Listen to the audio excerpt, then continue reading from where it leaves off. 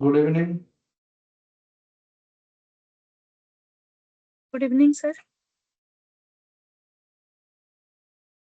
पढ़ा हमने समस्ते आज कौन पूजा मातिଛନ୍ତି ना छुट्टी रे? नहीं सर तो गोटे क्लास सर इटा छुट्टी नहीं।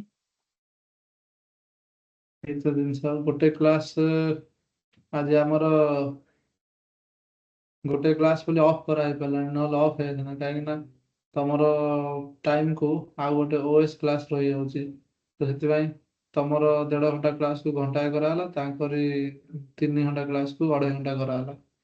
ମୋର ସାରିବି ଏଠି ଘଣ୍ଟାଏ ତାପରେ ଯିବି ସେଇଠି ଯେହେତୁ ଗୋଟାଏ କ୍ଲାସ୍ ଅଛି କରାହେଲେ ଆଉ ଗୋଟେ କ୍ଲାସ୍ ଥିଲେ ସେଇଠି ଯା ହେଇଥାନ୍ତା ତ ଆଜି ଆମେ ଘଣ୍ଟାଏ କରିବା ଚାଲ ବସ କିଛି ନାହିଁ ଘଣ୍ଟେ ଗୋଟେ ଘଣ୍ଟା 15 ମିନିଟ୍ କରିଦେଇ ପାରିବା ଦେଖିବା କଣ ହଉଛି କଣ ପଢିଥିଲେ କହିଲ ଆଉ ମୁଁ ଭୁଲି ଯାଇଛି କଣ ପଢିଥିଲେ सर हमरो यूनियन टेरिटरी और सिटीजनशिप सर थिला। यूनियन टेरिटरी सिटीजनशिप सरथिला ଆଉ आज्ञा ତାହେଲେ सर। ଫଣ୍ଡାମେଣ୍ଟାଲ ରାଇଟ୍ ଷ୍ଟାର୍ଟ ହବ ଆଉ आज्ञा सर। ହଉ ଫଣ୍ଡାମେଣ୍ଟାଲ ରାଇଟ୍ ଆମର ସେ ଯୋଉ ଠିକ ଠିକ ଅଛି ତମେ ତମେ ନା ଡାଏରୀରେ ଲେଖିକି ପଠଉଛ ପୁରା ଡେଟ୍ ଅନୁସାରେ सर हाँ खाता रे सर। ତ ଡାଏରୀ ଲେଖୁନ डायरी नहीं सर डायरी रखिन सर। ଯେ କରେଣ୍ଟ ଆଫେୟାର୍ସ ଗୁଡାକ ପଠଉଛ ପଲିଟି ଇନସାଇଟ୍ସ ରେ सर गोटे नाले बड़ डायरी टे नहीं आसीबी सर। ନାଇଁ नाଇଁ ନାଇଁ ତମେ ନା କିଏ ମୁଁ ଜାଣିବାକୁ ଚାହୁଁଥିଲି ସେଇଟା सर खाता रे जोटा सर रेगुलर दउची डेट जो लिखा है 21 आज भी सर आसिक देची 4टा बेले। Yes, yes, ତମେ ତାହେଲେ ଆଉ ଜଣେ ସେଇଟା ତାଙ୍କ ନାଁଟା ମୁଁ ଭୁଲି ଯାଇଛି ହଉ ଠିକ ଅଛି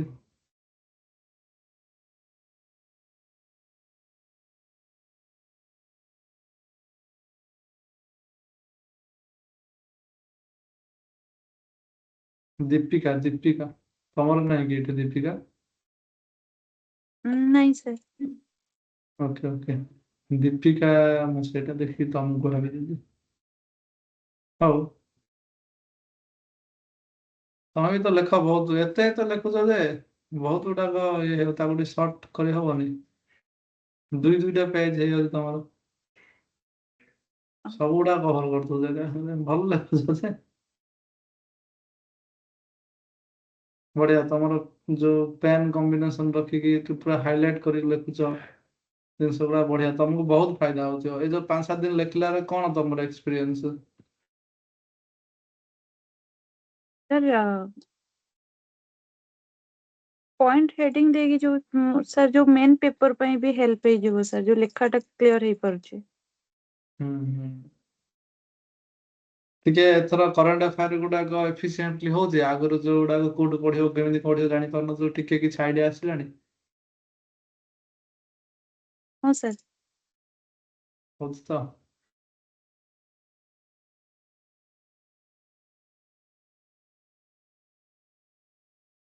ଫଣ୍ଡାମେଣ୍ଟାଲ ରାଇଟ୍ସ ପଢିବା ଆମେ ଠିକ ଅଛି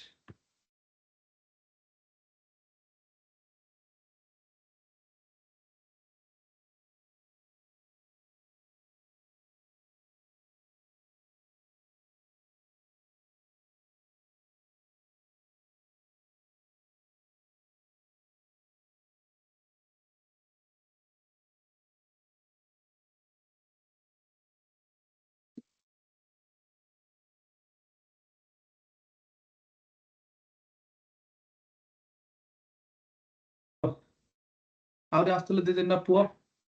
କଣ ସେମାନଙ୍କ ନାଁଟା ତ ଭୁଲି ଯାଇଛି କିନ୍ତୁ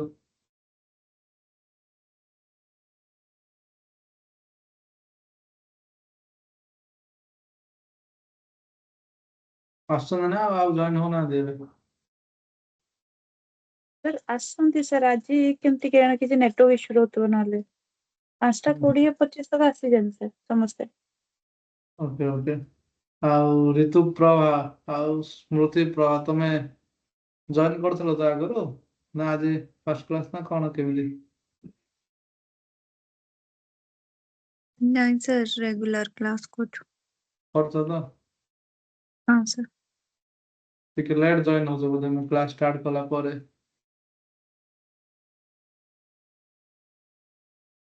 ସାର୍ ଟିକେ ଅନ୍ କଲା ବେଳକୁ 2-3 ଥର ମାନେ ବ୍ୟାକ୍ କରିକି ଅନ୍ କଲେ ହିଁ ଯାଇକି ହଉଛି ମାନେ ନେଟୱାର୍କ ପ୍ରୋବ୍ଲେମ ଲାଗି। ସେଥିପାଇଁ 5-10 ମିନିଟ୍ ଲେଟ୍ ହେଇଯାଉଛି ସାର୍। ସେଇଥିପାଇଁ ମୁଁ ତମକୁ ଇନିସିଆଲି ଯେଉଁମାନେ ଜଏନିଂ ଥାଉଛନ୍ତି ସେମାନଙ୍କର ଟ୍ରାକ୍ ଥାଉଛି ମୋ ପାଖରେ।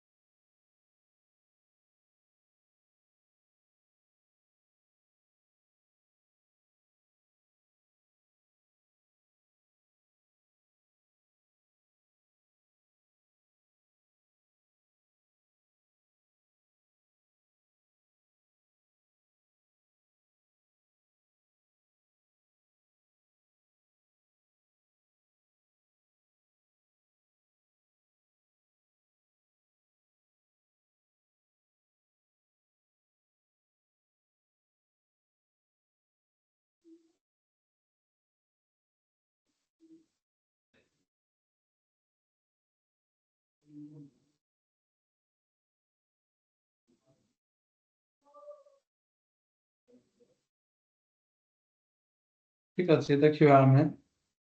ଫଣ୍ଡାମେଣ୍ଟାଲ ରାଇଟ୍ସ ପଢିବା।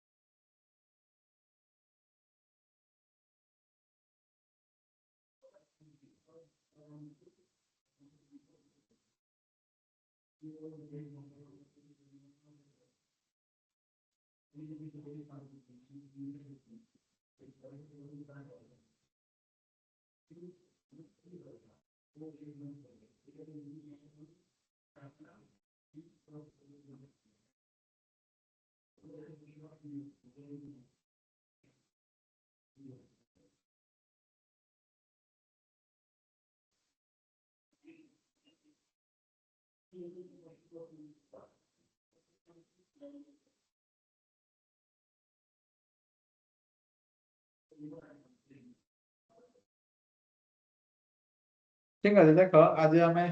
ଫଣ୍ଡାମେଣ୍ଟାଲ ରାଇଟ୍ର ଇଣ୍ଟ୍ରୋଡକ୍ସନ୍ କରିବା। ଫଣ୍ଡାମେଣ୍ଟାଲ ରାଇଟ୍ର କନସେପ୍ଟ ଗୁଡ଼ାକ କ୍ଲିୟର ହବା।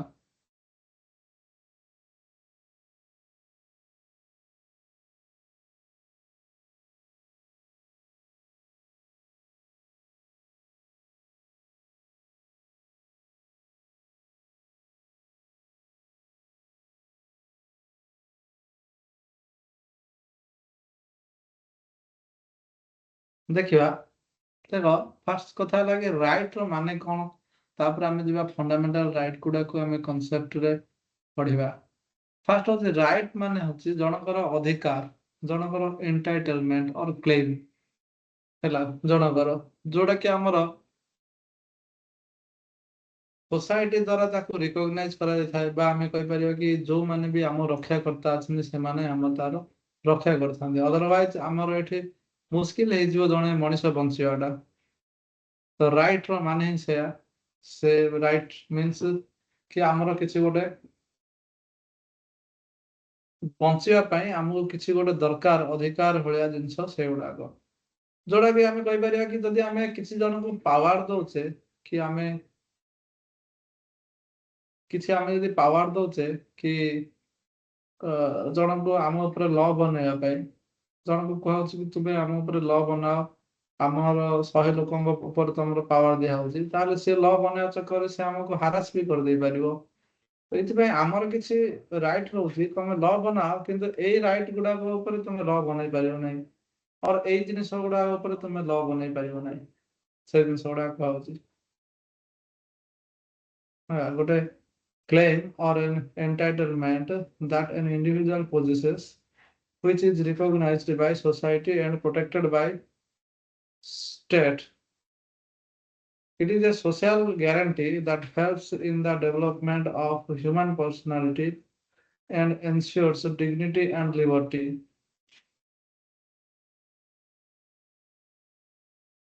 ହେଲା, ତାମାନେ ଆମେ କହିପାରିବା ଏଇଟା ଗୋଟେ କ୍ଲେମ୍।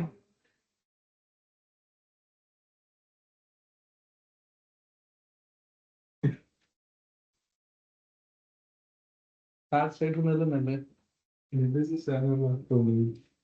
କଣ କରିବା, ମୋର ଏଠି ଗୋଟେ ସେକେଣ୍ଡ ଥାଅ, ମୋର ସେଇଠି ଯେହେତୁ କ୍ଲାସ ଲଗାତାର ଅଛି,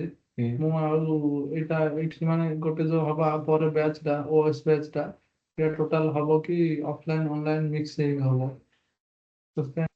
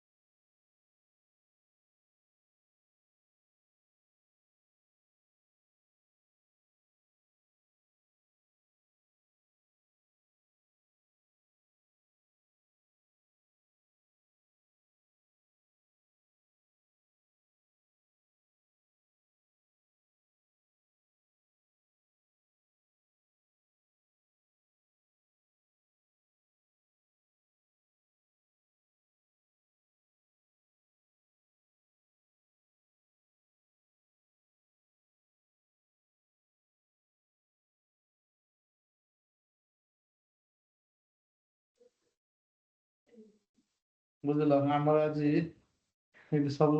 ଅନଲାଇନ୍ କ୍ଲାସ୍ ପାଇଁ ବର୍ତ୍ତମାନ ଟେନସନ୍। ସେଥିପାଇଁ ଦେଖିପାରୁଥିବ ଚାଲିଛି ସବୁ। ହଉ,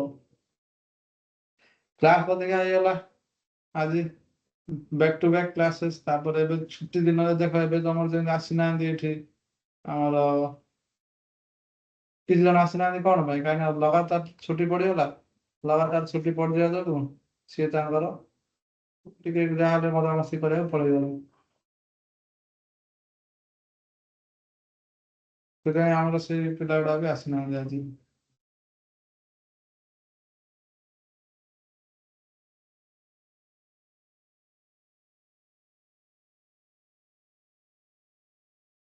ହଉ, ଟିକେ ଅଳ୍ପ କିଛି ପଢ଼େଇଦବା। ଫଣ୍ଡାମେଣ୍ଟାଲ ରାଇଟ୍ ଲେଖିଛ, ଫଣ୍ଡାମେଣ୍ଟାଲ ରାଇଟ୍ ହେଡିଂ ଦବ, ଆମେ ଫଣ୍ଡାମେଣ୍ଟାଲ ରାଇଟ୍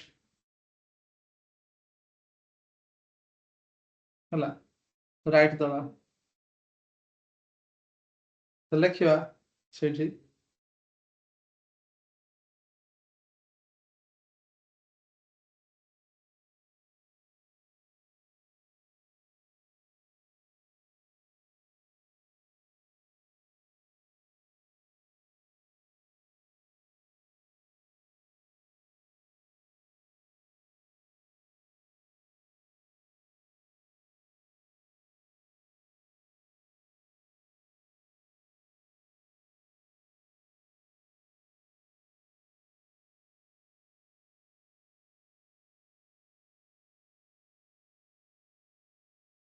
ଲେଖିବା, ଗୋଟେ ପାରାଗ୍ରାଫ କରି ଲେଖ। A right is an entitlement. Entitlement ର spelling ଏଠି ଲେଖିବ। Right is an entitlement. ଲେଖୁଛ ତ ସବୁ ଠିକ୍ ଠାକ୍ ଆସୁଛି, ଭଏସ୍ ଆସୁଛି ସବୁ, ନା କିଛି କ'ଣ ପ୍ରୋବ୍ଲେମ୍? ନାଇଁ ସାର୍ ଠିକ ଅଛି। ଠିକ୍ ଅଛି ତ? ପ୍ରଭା 2 ଜଣ ଯାକ हाँ सर ଆଉ ଆଜ୍ଞା ଏ ସାର୍ ଠିକ ଅଛି ସ୍ମୃତି ପ୍ରଭା ତମର କଣ କ୍ଲାସ୍ ସବୁବେଳେ କରୁଛ ନା କୋଉଠି କଣ ଆବସେଣ୍ଟ ଥିଲ? ଆଜ୍ଞା ସାର୍ ରେଗୁଲାର କରେ ରେଗୁଲାର କର ତ? ନୋଟ୍ ପୁରା ମେଣ୍ଟେନ୍ ହେଇକି ଅଛି? ଆଜ୍ଞା ସାର୍ ହଉ ହଉ ହଉ ଠିକ ଅଛି ଦେଖ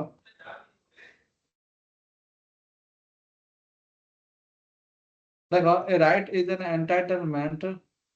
comma justified claim or freedom justified claim or freedom recognized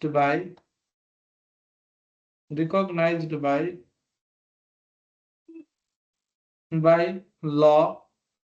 comma society or sir ethics freedom sir freedom sir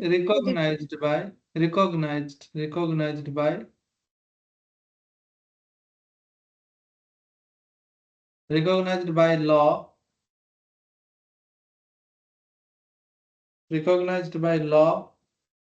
society or ethics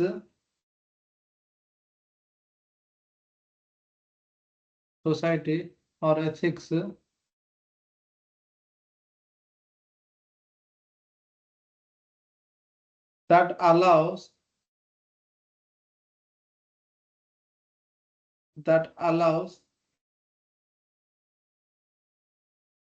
individuals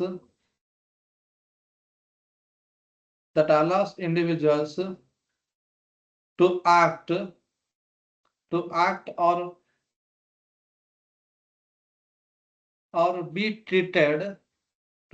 or be treated in specific way.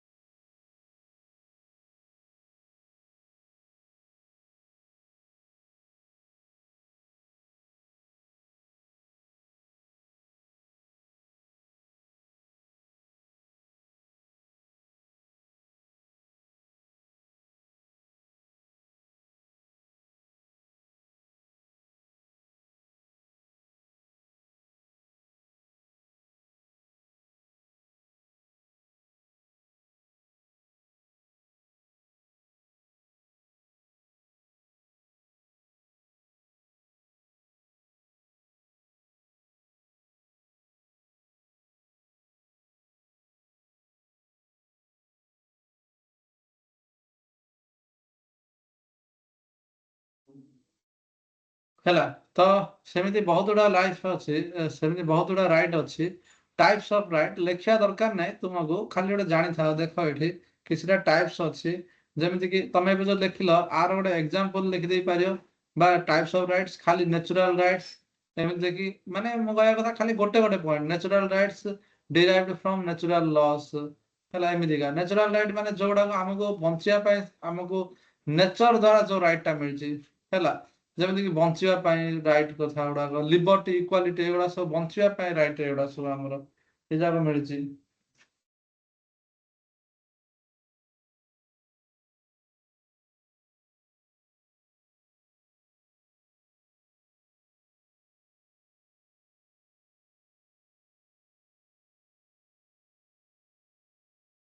ହେଲା ତ ଏଇଟା ନ୍ୟାଚୁରାଲ ରାଇଟ୍ ଲେଖିଦବ ଏଠି natural rights ତମେ heading ଦବ side heading types of rights ଏକ number natural rights ମୁଁ ଗୋଟେ ଗୋଟେ ବୁଝେଇ ଯାଉଛି ତମେ ଲେଖି ଯାଅ ଫାଷ୍ଟ ପଏଣ୍ଟଟା ଖାଲି ଲେଖି ଯିବ ଏଗୁଡାକ ଦରକାର ନାହିଁ ଏ ଯୋଉ ଫିଲୋସଫର କିଏ ଲକ୍ ରୁସୋ ଜେଫରସନ ଏଗୁଡାକ ସବୁ ଅପସନାଲ ପାଇଁ ଦରକାର ହୁଏ ବା ନହେଲେ ପ୍ରପର ଯଦି ୟୁପିଏସସି ପାଇଁ ଏ ଜିନିଷଟା ଦରକାର ୟୁପିଏସସି ଓପିଏସସି ପାଇଁ ଏ ଜିନିଷଟା ଦରକାର ହେଲା ଆଉ ମୁଁ ରାଇଟ୍ ଆଉ ଡ୍ୟୁଟି ଭିତରେ ଆକୁ ମୁଁ ଇଏ କରୁଛି ଡ୍ୟୁଟି ମାନେ ହଉଛି ଆମର ଅଧିକାର ରାଇଟ୍ ମାନେ ହଉଛି ଅଧିକାର ଡ୍ୟୁଟି ମାନେ କର୍ତ୍ତବ୍ୟ ଆମକୁ କଣ କରିବା ଆବଶ୍ୟକ କଣ ନ କରିବା ଆବଶ୍ୟକ ସେଗୁଡା ହେଲା ସେକେଣ୍ଡ ଆସିବ ମୋରାଲ ରାଇଟ୍ ମାନେ ହଉଛି କି ମାନେ ଆମର ଆମେ ମନରେ ଯୋଉଟା ଠିକ ଲାଗୁଛି ଆମକୁ ମାନେ ଦେଖ କି ମୋ ମନରେ ମୁଁ ଭାବୁଛି କି ସତ କହିବାଟା ଭଲ ନା ମିଛ କହିବାଟା ଭଲ ମୁଁ କହିବି ସତ କହିବାଟା ଭଲ ଆଉ ସେ ଯୋଉ ମୋରାଲ ରାଇଟ୍ କରିବା ପାଇଁ ମୋରାଲି ଯଦି ମୁଁ ଠିକ ଅଛି ସେଇଟା କରିବା ପାଇଁ ମତେ କିଛି ରାଇଟ୍ ଦିଆଯାଉ ସତ କହିଲେ ମତେ ଯେମିତି ପନିଶମେଣ୍ଟ ନ ମିଳୁ ସେ ହଉଛି ମୋରାଲ ରାଇଟ୍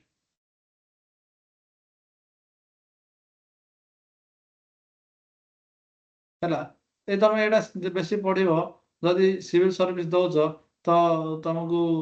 ଏଥିକ୍ସ ଗୋଟେ ପେପର ଅଛି କେବେ ବି ଯଦି ସିଭିଲ ସର୍ଭିସ ଦବ ତ ଏଥିକ୍ସ ପେପରରେ ତୁମେ ଏଗୁଡା ଦେଖିବ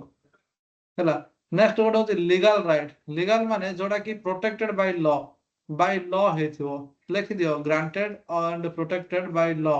ଅଫ ଦ ଷ୍ଟେଟ ଆଉ କିଛି ଲେଖିବା ଆବଶ୍ୟକ ନାହିଁ ଏ ଜିନିଷ ଗୁଡା କିଛି ଆବଶ୍ୟକ ନାହିଁ ପ୍ରୋଟେକ୍ଟେଡ ବାଇ ଲ ମିନ୍ସ ଗୋଟେ ଲ ବନା ହେଇଥିବ ତିଆରି ପାଇଁ ଆଉ ସେ ଲ ରେ ସେମାନେ ଦେଖୁଥିବେ କି ଏଇଟା ମାନେ ଲେଖା ହେଇଥିବ ଏଇ ଯୋଉ ଲୋକଟା ଏ କାମ କଲା ଏଇଟା ଠିକ କାମ ନା ଭୁଲ କାମ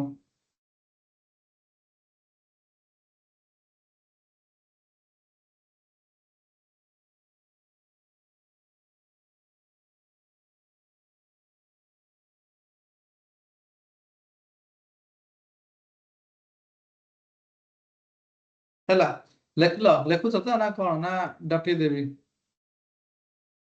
ନାଇଁ ସାର୍ ଲେଖୁଛୁ। ଠିକ ଅଛି ଦେଖ କିଛିଟା ଲିଗାଲ ରାଇଟ୍ ଭିତରେ ବା ନ୍ୟାଚୁରାଲ ରାଇଟ୍ ଭିତରେ ଆମେ କିଛିଟାକୁ ଫଣ୍ଡାମେଣ୍ଟାଲ ରାଇଟ୍ ବନେଇଦେଲେ ସରି କନଷ୍ଟିଟ୍ୟୁସନାଲ ରାଇଟ୍ ବନେଇଦେଲେ କନଷ୍ଟିଟ୍ୟୁସନାଲ ରାଇଟ୍ ମିନ୍ସ ଯାହା ସବୁ କନଷ୍ଟିଟ୍ୟୁସନରେ ଲେଖା ହେଇଛି each and every right is your constitutional right ତାରି ଭିତରେ କିଛି ରାଇଟ୍ ଆହୁରି ଫଣ୍ଡାମେଣ୍ଟାଲ ରାଇଟ୍ ହେଇକି ଅଛି ମାନେ ଆମେ କହିପାରିବା ସବୁ କନଷ୍ଟିଟ୍ୟୁସନାଲ ରାଇଟ୍ ଗୁଡା ଫଣ୍ଡାମେଣ୍ଟାଲ ରାଇଟ୍ ନୁହଁ କିନ୍ତୁ ସବୁ ଫଣ୍ଡାମେଣ୍ଟାଲ ରାଇଟ୍ ଗୁଡା କନଷ୍ଟିଟ୍ୟୁସନାଲ ରାଇଟ୍ ବୁଝିପାରୁଛ ନା ଭୋଟ ଦେବା ଅଧିକାର ଫଣ୍ଡାମେଣ୍ଟାଲ ରାଇଟ୍ ରେ ନାହିଁ କିନ୍ତୁ କନଷ୍ଟିଟ୍ୟୁସନରେ ଲେଖା ହେଇଛି ତ ସେଥିପାଇଁ ଭୋଟ ଦେବା ଅଧିକାରଟା ଗୋଟେ କନଷ୍ଟିଟ୍ୟୁସନାଲ ରାଇଟ୍ କିନ୍ତୁ ଯଦି ଫଣ୍ଡାମେଣ୍ଟାଲ ରାଇଟ୍ ର ଗୋଟେ କଥା କହିବି ହବ କି ସମାନତା ଅଧିକାର ଇକ୍ୱାଲିଟି ବୋଥ୍ କନଷ୍ଟିଟ୍ୟୁସନାଲ ରାଇଟ୍ ଆଉ ଫଣ୍ଡାମେଣ୍ଟାଲ ରାଇଟ୍ ତାମାନେ ସବୁ ଫଣ୍ଡାମେଣ୍ଟାଲ ରାଇଟ୍ ଗୁଡା ଯେହେତୁ କନଷ୍ଟିଟ୍ୟୁସନରେ ଅଛି ସେ ହଉଛି କନଷ୍ଟିଟ୍ୟୁସନାଲ ରାଇଟ୍ ହେଲା ତ ଏଇଟା ଗୋଟେ ଏକ୍ସାମ୍ପଲ ବି ଦିଆହେଲା right to property article 300A ରେ ସେଇଟା ହେଲା ନେକ୍ସଟ ଆସିବ ହ୍ୟୁମାନ ରାଇଟ୍ ହ୍ୟୁମାନ ରାଇଟ୍ ମାନେ ଦେଖ ଶୁଣିଥିବ ବହୁତ ଗୁଡାକ ମଣିଷର ବଞ୍ଚିବା ପାଇଁ କିଛି ତ ଦରକାର ଯୋଉଗୁଡାକ ଆମର ଯୋଉଟା କି universal right inherent to all human beings recognised by international law ହଁ ହ୍ୟୁମାନ ରାଇଟ୍ ଗୁଡାକ ଇଣ୍ଟରନ୍ୟାସନାଲି ବି ଆମେ ଦେଖ ଗୋଟେ ରାଜା କହିବ କି ମୁଁ ହଉଛି ସମସ୍ତଙ୍କର ରାଜା ବା ଗୋଟେ ଗଭର୍ଣ୍ଣମେଣ୍ଟ କହିବ ମୁଁ ହଉଛି ସମସ୍ତଙ୍କର ଗଭର୍ଣ୍ଣମେଣ୍ଟ ଯେମିତିକା ପାରିବି ମୁଁ ସେମିତିକା କରିବି ଯେହେତୁ ମତେ ପାୱାର ଅଛି ମୁଁ କରିବି ତାମାନେ ସେଟା ଏମିତି ବି ଅଛି ଅତ୍ୟାଚାର କରିବା ଭଳିଆ କିଛି ଜିନିଷ ହେଇପାରେ ଗଭର୍ଣ୍ଣମେଣ୍ଟ ଯେମିତି ଆମକୁ ଅତ୍ୟାଚାର କରୁଛି ସେଭଳିଆ ଜିନିଷ ହେଇପାରେ ତ ସେ ଅତ୍ୟାଚାର ଜିନିଷ ଗୁଡାକ କିଏ ଅଟକେଇବ ଏଥିପାଇଁ ପୁରା ୱାର୍ଲଡ ଲେଭେଲରେ ୟୁନାଇଟେଡ ନେସନ ଲେଭେଲରେ କିଛିଟା ରାଇଟ୍ ଆମର ଡିକ୍ଲେୟାର କରାଯାଇଛି ହ୍ୟୁମାନ ରାଇଟ୍ସ ଯୋଉଟା କି ଆମର ମାନେ ଦେଖ କି ଏବେ ମୁଁ ଗୋଟେ ଜେଲରେ ରହିଗଲି ଲେଟ୍ ସପୋଜ କିଛି ଖରାପ କାମ କରି ଗୋଟେ ଲୋକ ଜେଲରେ ରହିଗଲା ହେଲେ ଜେଲ ଭିତରେ ଏବେ କଣ ହଉଛି କଣ ନାହିଁ ଆମେ ଜାଣିନେ ନା କିନ୍ତୁ ଏବେ ତା ଭିତରେ ଲେଟ୍ ସପୋଜ ଗୋଟେ ପଲିସିର ତା ସେଇ ଯୋଉ ଚୋର ଉପରେ ବହୁତ ଗୋଟେ ରାଗ ରହିଯାଇଛି ଚିଡ଼ାପଣ ରହିଯାଇଛି ହେଲେ ସେ ଜେଲ ରହିଲା ପରେ ତାକୁ ଯାଇକି ନିସ୍ତୁକୁ ମାଡ ମାରୁଛି ଯେତେବେଳେ ତାର ଇଚ୍ଛା ହବ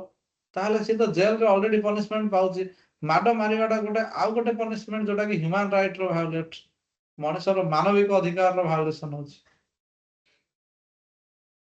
ହେଲା ନା ନାଇଁ ସେ ଜିନିଷଟା ଆଉ ଏଠି କଥା କହିଛି ଆଉ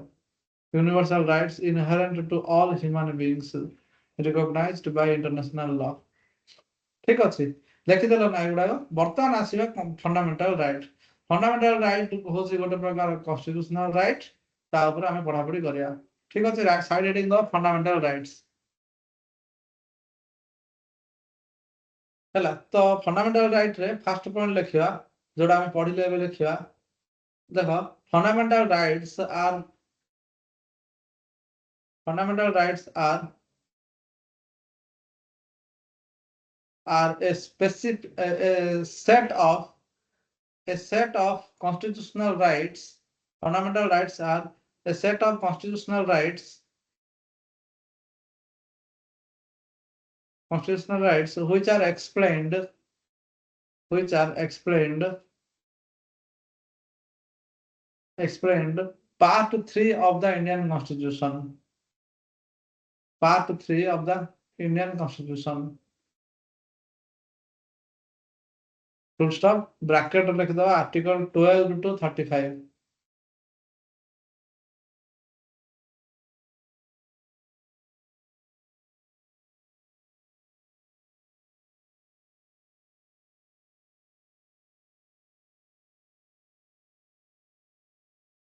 ହେଲେ सेकंड पॉइंट लगे आर्टिकल 32 ରୁ 35 ତମେ ଜାଣିଛ ତ ଅଛି ଏଗୁଡା କହିକି ପାର୍ଟ 3 ଟା हाँ सर सेकंड होचे हमर एटा इंस्पायर हेछि फ्रॉम यूएसए कॉन्स्टिट्यूशन आ यूएसए कॉन्स्टिट्यूशन रे ताकू कहा जाए एटा बिल ऑफ राइट्स हैला तो लिखिबा these rights these rights are inspired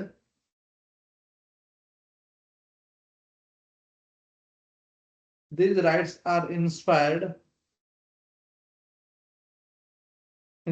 by the Bill of Rights of USA Constitution. Bill of Rights of the USA Constitution. সেটা এটা 1971 রে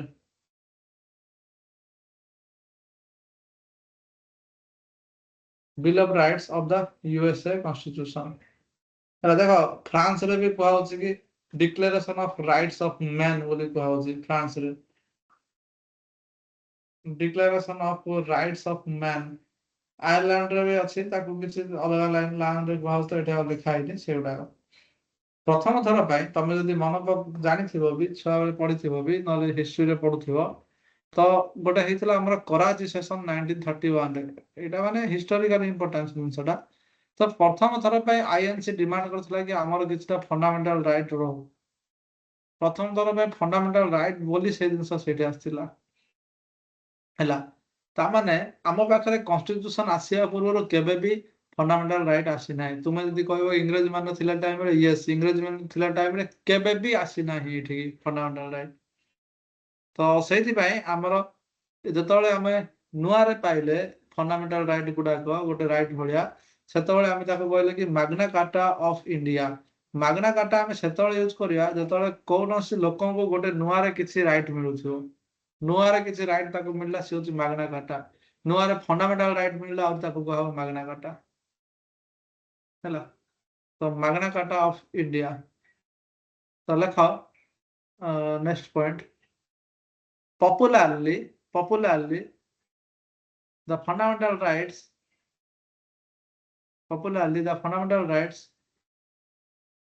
are described as the Magna Carta of India. Described as the Magna Carta of India.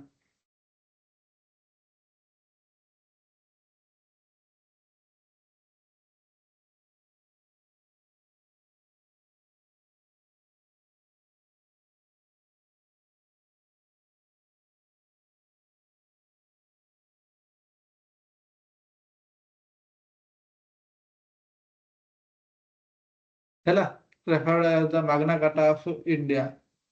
ଇଣ୍ଡିଆର ପିପୁଲକୁ ପ୍ରଥମ ମିଳିଲା କଣ ତମକୁ ଲାଗୁଛି ଇଂରେଜ ମାନଙ୍କ ପୂର୍ବରୁ ରାଇଟ୍ ଥିଲା କି ଫଣ୍ଡାମେଣ୍ଟାଲ ରାଇଟ୍ ଇଂରେଜ ମାନଙ୍କ ପୂର୍ବରୁ ତ ଏମିତିରେ ଆମର ଥିଲା ମୋନାର୍କି ସିଷ୍ଟମ ରାଜା ବାଲା ଶାସନ କରୁଥିଲେ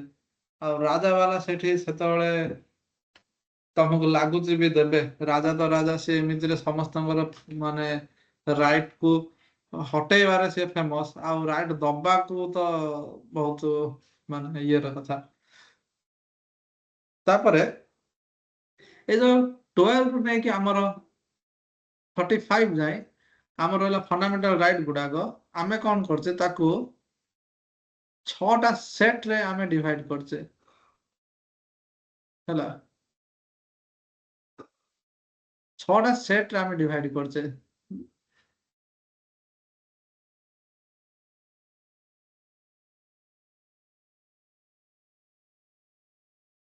ହେଲା ତ ତମେ ଲେଖିବ ଯୋଉ ଫଣ୍ଡାମେଣ୍ଟାଲ ରାଇଟ୍ ଲେଖିଛ ତା ଦେହରେ ଲେଖ ତାପରେ ମୁଁ ଏଇଟା ବୁଝଉଛି ଲେଖ there are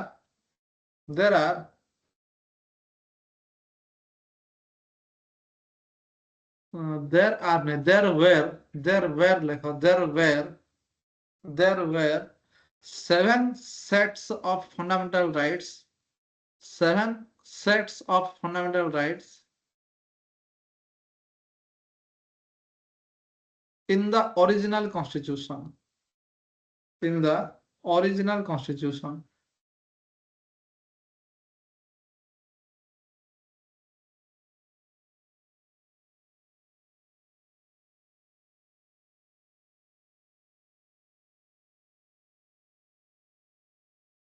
ଦେଖ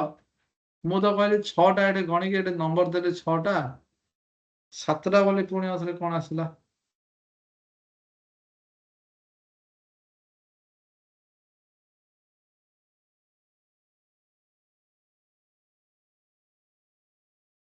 तो 7 सेट जो हैला 7टा set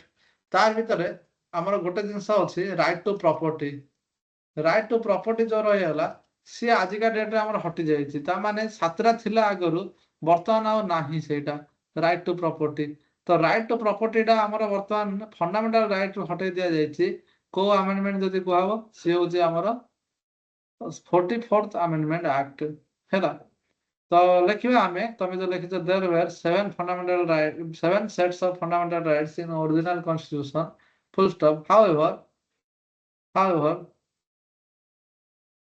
the right to property under article 31 under article 31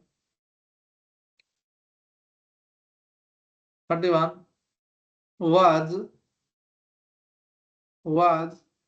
removed from the list of fundamental rights or removed from part 3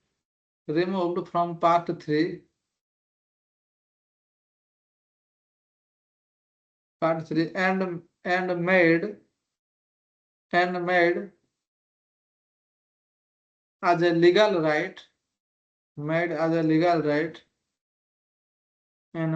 legal right under article 300A 300 capital A make a legal right under article 300A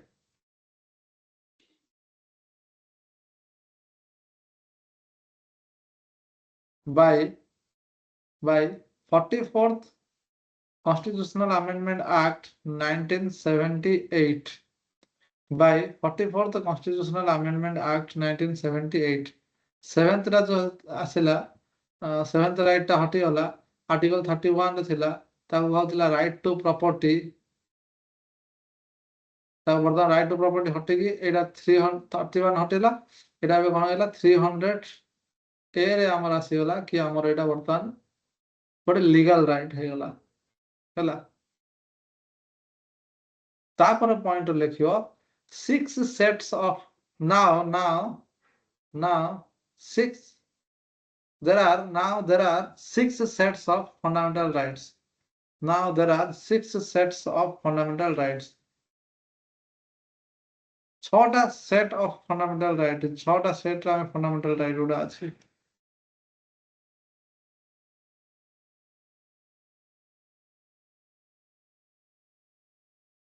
हला एक number होछि right to equality लिखिवा hyphen दे लिखो एक number right to equality article 14 to 18 right to freedom article एतिक लिखि दबा लाइट ए जो एठो नै कि हमर एति राइट टू इक्वालिटी लिखलो 14 रो 18 तापर फ्रीडम टू लिखो एतिक लिखो थर्ड टा लिखा आवश्यक नै एति खाली right to freedom 19 to 22 right against exploitation देखा तापर बुझे भी गोटे कोन 23 24 right to freedom of religion 25 28 cultural and educational rights 29 30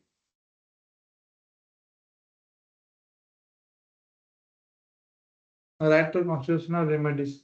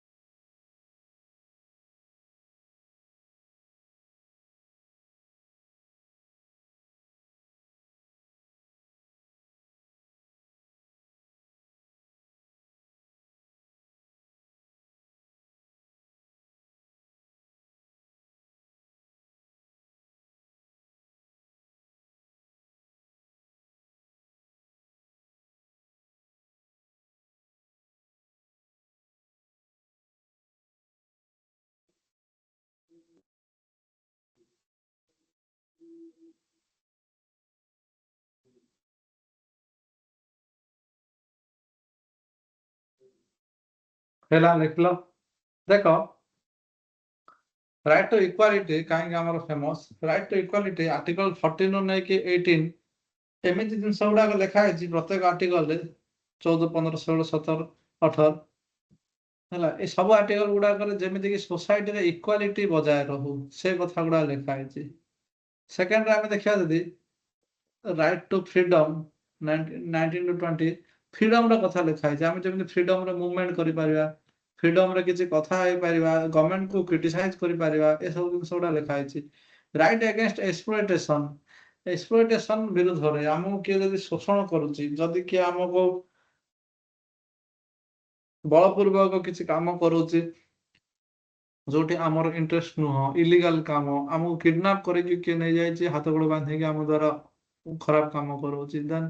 ସେଗୁଡାକ କଥା ଆମେ ଏଠି କହିବା ଚାଇଲ୍ଡ ଲେବରର ପ୍ରୋହିବିସନ କଥା କୁହାଯାଇଛି ହେଲା ଏଠି ଯୋଉଟା ଲେଖା ହେଇଛି human trafficking and child labour ଏ କଥା ଗୁଡା ମୁଁ କହିଲି ଟ୍ରାଫିକିଂର ମିନିଂ ସେଗୁଡା ଆମେ ଏଗୁଡା ପଢିବା କଣ ଅଛି 23 ଆଉ 24 ରେ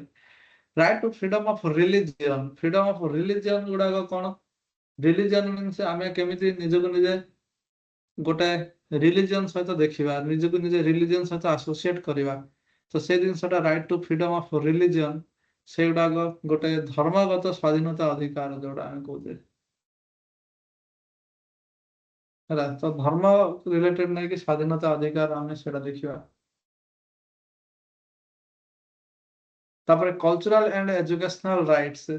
ଏଇଟା ଧର୍ମ ରିଲେଟେଡ ଆମକୁ ବନଉଛି କଣ ଏଟା ସେକୁଲାର କ୍ୟାରେକ୍ଟର ଆମର ବନଉଛି କଲଚରାଲ ଆଣ୍ଡ ଏଜୁକେଶନାଲ ରାଇଟ୍ ଗୁଡା କଥା 29 ଆଉ 30 ରେ କୁହାଯାଇଛି କେମିତି ଆମେ ସାଂସ୍କୃତିକ ଆଉ ଶିକ୍ଷାଗତ ଅଧିକାର ଆମେ ପାଇଛେ ଦିଟା ଆର୍ଟିକଲରେ କୁହାଯାଇଛି ତାପରେ 31 ତ ପଳେଇଗଲା 32 ରୁ 35 ଆମର ରହିଲା ରାଇଟ୍ ଟୁ କନଷ୍ଟିଟ୍ୟୁସନାଲ ରିମେଡିସ୍ 31 ଟା ବର୍ତ୍ତମାନ ପାର୍ଟ 3 ରୁ ଯାଇକି ରହିଲା ପାର୍ଟ କୋଉ ପାର୍ଟରେ ରହିଲା 31 ଟା ନା ଜାଣିନ 31 ଟା ଆମର 300A ଆର୍ଟିକଲ କୋଉ ପାର୍ଟ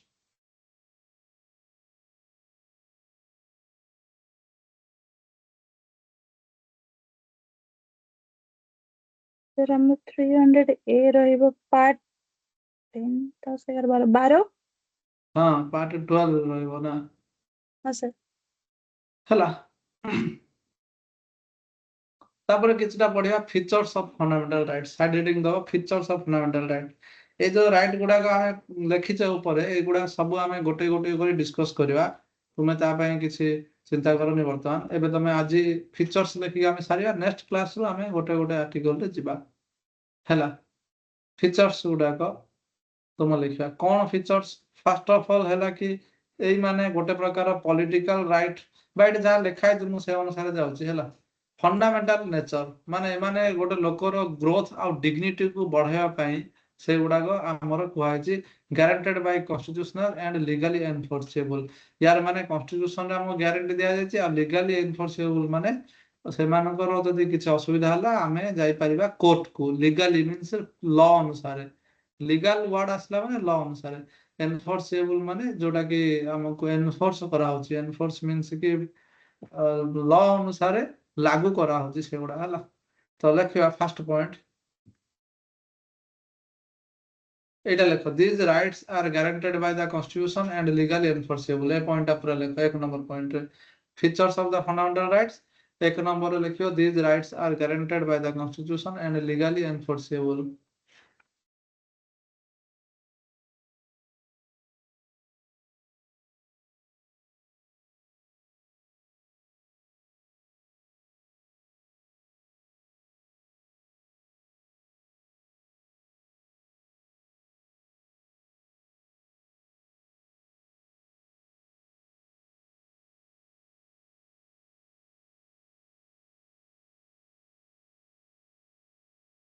ହେଲା सर ହଁ ହଁ ଦେଖିଲ ହଁ सर ସେକେଣ୍ଡରେ କୁହାଗଲା କି ସେକେଣ୍ଡରେ this R qualified not absolute तो लिखो तुम्हें these are not absolute but qualified rights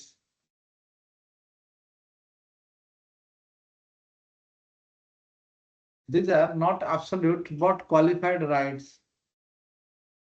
comma subject to judicial review. Sorry, subject to reasonable restrictions. କଣ ଏଗୁଡା ମୁଁ ବୁଝଉଛି।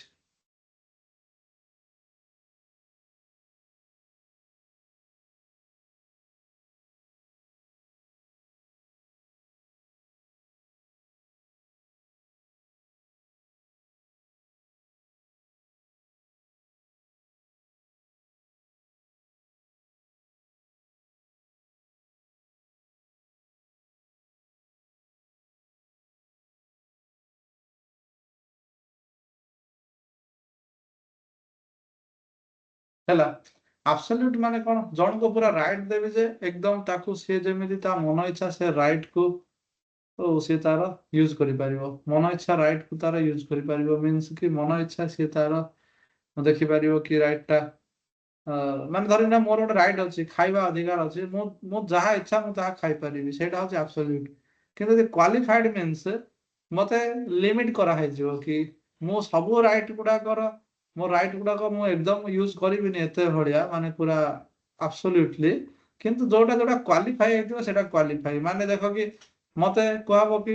ରାଇଟ୍ ଟୁ ମୁଭମେଣ୍ଟ ମୋର ଯିବା ଆସିବା କରିବା ପାୱାର ଅଛି ଯୁଆଡେ ନାହିଁ ସିଆଡେ ତା ବୋଲି ମୁଁ କଣ ଆର୍ମି ବେସ୍ ଗୁଡାରେ ପଶି ପାରିବି କି ପୋର୍ଟ ଗୁଡାରେ ପଶି ପାରିବି କି ମତେ ତ ରେଷ୍ଟ୍ରିକ୍ସନ କରାହବ ନା ସେଠି ମୁଁ ଯିବା ପାଇଁ କ୍ୱାଲିଫାଇଡ ନୁହଁ ଏଇଥିପାଇଁ କୁହାଯାଇଛି ସେଥିପାଇଁ କିଛିଟା ରେଷ୍ଟ୍ରିକ୍ସନ ଲଗେଇ ଦିଆଯାଇପାରିବ ରେଷ୍ଟ୍ରିକ୍ସନ ମାନେ ରିଜନ ଥିବା ବାଲା ରେଷ୍ଟ୍ରିକ୍ସନ ରିଜନେବଲ ରେଷ୍ଟ୍ରିକ୍ସନ କାରଣ ନଥାଏ କି ରେଷ୍ଟ୍ରିକ୍ସନ ହେଇପାରିବ ନାହିଁ ହେଲା ତ ନେକ୍ସଟ ପଏଣ୍ଟରେ ଲେଖିବ କି ଏମାନେ ଆମର ଷ୍ଟେଟରୁ ମାନେ ଷ୍ଟେଟ ଯେମିତି କି ମୁଁ କହିଲି କି ଷ୍ଟେଟ ମାନେ ତାର ମିନିଂ ଟିକେ ଅଲଗା ଅଛି ଏଠି ଷ୍ଟେଟ ର ମିନିଂ କଣ ଆମେ ଆର୍ଟିକଲ 12 ରେ ଦେଖିବା ତ ଭାବ କି ଏବେ ପ୍ରକାର ଯେତେ ପ୍ରକାର ସବୁ ସରକାର ଦେଖୁଛେ ଯେତେ ସବୁ ପ୍ରକାର ଆମର ଲେଜିସ୍ଲେଟିଭ ବଡି ଦେଖୁଛେ ଲ ବନେଇବାର ବଡି ସେମାନଙ୍କୁ ନେଇକି ଆମେ ବନଉଛେ ଷ୍ଟେଟ ତ ଏଇଗୁଡାକ ମେନଲି ଷ୍ଟେଟ ର ଏଗେନଷ୍ଟରେ କାମ କରିବ ତାମାନେ ଆମେ ଯୋଉ ସରକାରଙ୍କୁ ପାୱାର ଦେଇଛେ ସରକାର ଯେମିତି ତା ପାୱାର ଟାକୁ ମିସୟୁଜ ନ କରନ୍ତୁ ଏଇଥିପାଇଁ ସେ ତାର ଏଇଟା କାମ କରିବ ହେଲା ତ ତମେ ଲେଖିଦବ these are the protections against the state these are the protections against the state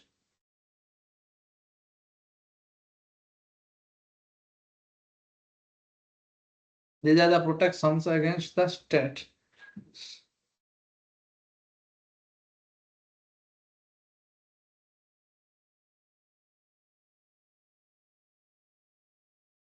ହେଲା ତାପରେ ଏଇ ଯୋଉ ନେଗେଟିଭ ପଜିଟିଭ ଟାକୁ ମୁଁ ତାକୁ ସ୍କିପ୍ କରୁଛି ସେଗୁଡା କିଛି ଆମକୁ ଏତେଟା ଦରକାର ନାହିଁ ମାନେ କହିବାକୁ ଗଲେ ଯୋଉ ଯେହେତୁ ସରକାରଙ୍କୁ କାମ କରିବାକୁ ଦଉନି ସେଥିପାଇଁ ଆମେ ତାକୁ କେତେଟା ନେଗେଟିଭ କହୁଛେ କେତେଟା ପଜିଟିଭ କହୁଛେ ଯୋଉଟା କି ଆମର ସରକାରଙ୍କୁ ହେଲ୍ପ କରଉଛି ହେଲା ସେଇଟା ଛାଡ ଏବେ ଦେଖ ଯୋଉ ଆର୍ଟିକଲ 12 ରହିଲା 35 12 35 ରହିଲା ସବୁ ଗୁଡାକ ଆମର ତ ସିଟିଜନ ମାନଙ୍କୁ ଦରକାର ମାନେ ଆମର ଲୋକ ନିଜ ଇଣ୍ଡିଆନ ବାଲାଙ୍କୁ ଦରକାର ତା ସହିତ କିଛିଟା ଆମେ ଫରେନର ମାନଙ୍କୁ ବି ଦେଇଛେ କିଛିଟା ରାଇଟ୍ସ ହେଲା ତ ଏଇ ଜିନିଷଟା ତମେ ଗୋଟେ ପଏଣ୍ଟ କରି ଲେଖିବ some rights are available to all persons some rights are available to all persons ଏଇଟା ପୁରା ଏମିତି ଲେଖିଦିଅ ଆଉ କିଛି ତାକୁ ଏପଟ ସେପଟ କରନି ଏମିତି ଲେଖିଦିଅ ଏଠି ଯାହା ଲେଖା ହେଇଛି ମାନେ ସିଧା ସିଧା ଗୋଟେ ପଏଣ୍ଟ ଲେଖିଦବ ଏଇ ଆର୍ଟିକଲ ଗୁଡାକ ବି ଲେଖିବ ଆର୍ଟିକଲ ବହୁତ ଇମ୍ପୋର୍ଟାଣ୍ଟ ସେ ପଚାରିଦବ କୋଉ ରାଇଟ୍ସ ଗୁଡାକ ତମେ ଏଇଠି ଆର୍ଟିକଲ ଗୁଡା ଲେଖନି ଏଇ ଯୋଉ ଏକ୍ସାମ୍ପଲ ଦିଆହେଇଛି ଏଇ ଆର୍ଟିକଲ ଗୁଡା ଲେଖନି କାହିଁକି ନା ଏଇତିକି ଆର୍ଟିକଲ ସମ୍ ଓନ୍ଲି ଟୁ ସିଟିଜନ ଏତିକି ଆର୍ଟିକଲ ଗୁଡାକ ଛାଡିଦେଲେ ଯାହା ଆର୍ଟିକଲ ରହିଲା ସେଗୁଡାକ ଫରେନର ମାନଙ୍କୁ ଆଭେଲେବଲ ଅଛି ହେଲା ତ ଏତିକ ଲେଖିବନି ମୁଁ ଯେତିକି ଏଠି ହାଇଲାଇଟ କରିଛି ଏତିକି ଲେଖିବ ନାହିଁ ହେଲା some rights are available to all persons citizens plus foreigners while some only to citizens not foreigners ଏମିତି ବି ଲେଖିଥିବ only to citizens not foreigners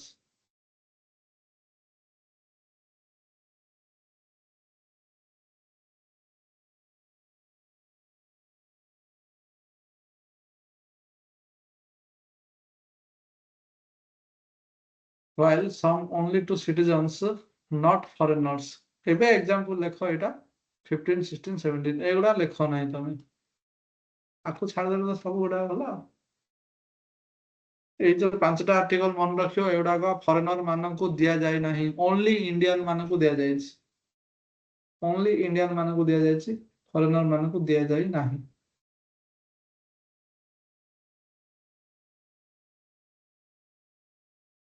ବୁଝିଲ ନା ଆର୍ଟିକଲ 15 16 19 29 30 ରେ କଣ ଅଛି ଆମେ ଦେଖିଲା ପରେ ମୁଁ ତମକୁ କ୍ୱେଶ୍ଚିନ୍ ପଚାରି ରାଇଟ୍ ଟା ଦିଆହେଇଛି ନା ନାହିଁ ଏମିତି ସବୁ ପଚାରି କାହିଁକି ଦିଆହେଇଛି କାହିଁକି ଦିଆହେଇନି ତାର ମୁଁ ସବୁ ଜିନିଷ ଗୁଡା କହିବି ହେଲା ନେକ୍ସଟ ପଏଣ୍ଟ ଲେଖିବ these are enforceable these are enforceable ମାନେ ଯୋଉଟା କହିଛି ଲାଗୁ କରାଇ ଦିଆଯାଇ ପାରିବ ଆମେ ଯଦି ନିଜେ ଲାଗୁ କରୁନେ ଆମର ରାଇଟ୍ ବନ୍ଦ ହଉଛି ତ ଆମେ ଆଉ କାହା ଦ୍ୱାରା ଲାଗୁ କରିବା these are enforceable through article 32 bracket ରେ Supreme Court and article 226 bracket ରେ High Court through article 32 bracket ରେ Supreme Court and article 226 bracket ରେ High Court ଏଇଥିପାଇଁ ଆମକୁ କୁହାଯାଇଛି କି ଆମର ଫଣ୍ଡାମେଣ୍ଟାଲ ରାଇଟ୍ ଗୁଡାକ ଯଦି ଭାଓଲେଟ୍ ହେଲା ଆମେ ସୁପ୍ରିମ କୋର୍ଟକୁ ଡାଇରେକ୍ଟ ଯାଇପାରିବା ଆର୍ଟିକଲ 32 ଅଣ୍ଡରରେ ଆମକୁ ପାୱାର ଦିଆଯାଇଛି ଆମେ ହାଇକୋର୍ଟକୁ ଯାଇପାରିବା ଆର୍ଟିକଲ 226 ଅଣ୍ଡରରେ ପାୱାର ଦିଆଯାଇଛି ଏଇଥିପାଇଁ ଆମ୍ବେଦକର କହିଲେ ଏଇଟା ହଉଛି ଗୋଟେ heart and soul of the constitution ହୃଦୟ ଆଉ ଆତ୍ମା କନଷ୍ଟିଟ୍ୟୁସନର ହେଲା heart and soul of the constitution ଏଇଟା କୁହାଯାଇଛି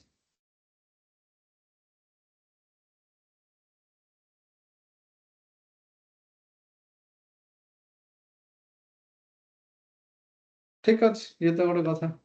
ନେକ୍ସଟ ଦେଖ ଏ ରାଇଟ୍ ଗୁଡା କଣ ସବୁବେଳେ ଆମ ପାଖରେ ଥିବ କି ଏମର୍ଜେନ୍ସି ଯାହା ହେଲା ରହିଥିବ କି ନାଇଁ କେତେଟା ରାଇଟ୍ ଆମର ଏମର୍ଜେନ୍ସିରେ ସସ୍ପେଣ୍ଡ ହେଇଯିବ ମାନେ ଆମକୁ ସେ ରାଇଟ୍ ଗୁଡାକ ଏକ୍ସରସାଇଜ କରିବାକୁ ମିଳିବନି ସେ ରାଇଟ୍ ଗୁଡାକ ଭାয়োଲେଟ୍ ହେଲେ ବି ଆମେ ସୁପ୍ରିମ କୋର୍ଟକୁ ଯାଇପାରିବା ନାହିଁ ହେଲା ତ ଏ ରାଇଟ୍ ଗୁଡାକ ମୁଁ ରାଇଟ୍ କରିକି ଲେଖୁନି ତମକୁ ଖାଲି ଏମିତି ଲେଖି ଦଉଛି they are not permanent they can be but they can be suspended during the ଏମିତି ଲେଖ they can be suspended during emergency କୋଉ ଏମର୍ଜେନ୍ସି ରେ ସସ୍ପେଣ୍ଡ ହଉଛି କୋଉ ଏମର୍ଜେନ୍ସି ରେ ସସ୍ପେଣ୍ଡ ହଉନି ସେ ଜିନିଷ ଗୁଡା ଦେଖିବା ଆମେ ଏମର୍ଜେନ୍ସି ପଡିଲା ବେଳେ ତାକୁ ଦେଖିବା ବର୍ତ୍ତମାନ ଖାଲି ଏମିତି ଦେଖି ଦେଇଥାଉ କି ସେଇଟା ଏଇଟା ଆକ୍ଚୁଆଲି ଯୋଉମାନେ ଯଦି ଲେଖିବାକୁ ଥିବ ସବଜେକ୍ଟିଭ ଥାନ୍ତା ତାହେଲେ ଏଇ ଟପିକ ଟାକୁ ମୁଁ ପୁରା ଏକଦମ ଡିଟେଲରେ କହନ୍ତି ଏଇଟା କରନ୍ତି କାହିଁକି ନା ଏଇଟା ଲେଖା ବାଲା ଜିନିଷଟା ସିଏ ପଚାରିଦବ କି ଏକ୍ସାମ ରେ what R the features of the fundamental rights explain in 250 words ଏଥିପାଇଁ ଯେହେତୁ ଆମର ଅବଜେକ୍ଟିଭ ପାଇଁ ଆମେ ଟାର୍ଗେଟ କରୁଛେ MCQ ପାଇଁ ଏଥିପାଇଁ ମୁଁ ତାକୁ ଟିକେ ସର୍ଟକଟରେ ତମକୁ ଲେଖଉଛି ବା ସର୍ଟକଟରେ ମୁଁ ଯାଉଛି ତାକୁ ଏଇ ଯାକ ଜିନିଷ ଗୁଡାକ ତମେ ବି ବୁଝିପାରିବନି ମୁଁ ତମକୁ କହିବି ପରେ 44 ଆମେଣ୍ଡମେଣ୍ଟରେ କାହିଁକି ଏ ସବୁ କଥା କୁହାଗଲା ନ୍ୟାସନାଲ ଏମର୍ଜେନ୍ସି କଣ ଆର୍ଟିକଲ 19 କଣ ସେ କାହିଁକି ବନ୍ଦ ହବ ଟିକେ ପଢିଲେ ହିଁ ଆମେ ପଢିବା ଆର୍ଟିକଲ 352 କଣ ଏ ସବୁ ଜିନିଷ ଗୁଡା ଆସିଲା ହେଲା ତାପରେ ନେକ୍ସଟ ପଏଣ୍ଟ ହଉଛି ଏଇଟା କଣ ପରମାନେଣ୍ଟ କି ଏଇଟା କଣ ହଟେଇ ପାରିବନି କି ଆମେଣ୍ଡମେଣ୍ଟ କରିପାରିବନି କି ନାଇଁ amendment କରିପାରିବ these are not permanent rights these are temporary rights this can be amended ହେଇପାରିବ by the parliament ହେଲା ତ next point ରେ ଲେଖିବ these are not permanent rights comma they can be amended by the parliament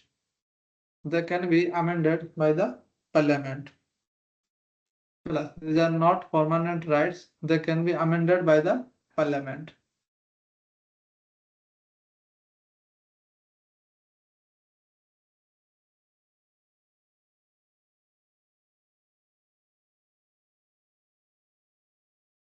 ଆସିଲାଣି ସେ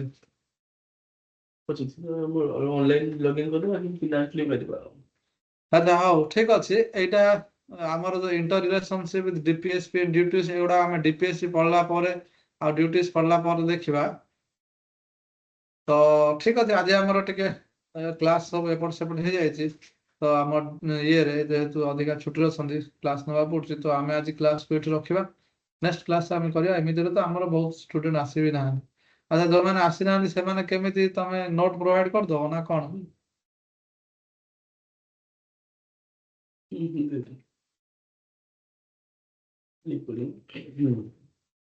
କଣ ଅର୍ଚ୍ଚନା note provide କରିଦବ ନା ସେମାନଙ୍କ ସହିତ କଣ୍ଟାକ୍ଟ ନା ନାଇଁ ସାର୍ ଆମର ଯୋଉ ଗ୍ରୁପ ଅଛି ମୁଁ ହଁ ଯୋଉ ହଁ ନୋଟ ଟା ଲେଖିଛି ଯେତିକି ଡକା ହେଲା ଆଜିଟା ମୁଁ ହଁ ସ୍କ୍ରିନଶଟ ଦେଇଦେବି ହଁ ଦେଇଦିଅ ତାଙ୍କର ଫଟୋ ଉଠେଇକି ଦେଇଦବ ନହେଲେ ଯଦି ସେମାନେ କଣ ହେଲେ ମୋର ଏଇ ଯୋଉ ନୋଟ ଅଛି ମୁଁ ତାକୁ ସେୟାର କରିଦେବି ଆଉ ହେଲା ହଁ ସାର୍ ଠିକ ଅଛି ତାହେଲେ କ୍ଲାସକୁ ରଖିବା ନା? ଆଜ୍ଞା ସାର୍। ହଉ ଚାଲ bye good night. Thank you sir. Thank you sir. Okay ପିଲା କି ଆସିନାହାନ୍ତି କି? ସେ ଆସିବ ସେ ଗୋଟେ ପିଲା ଆଉ। ପିଲାଙ୍କୁ ଟିକେ ଖାଇକି ଆସିବ ଯେ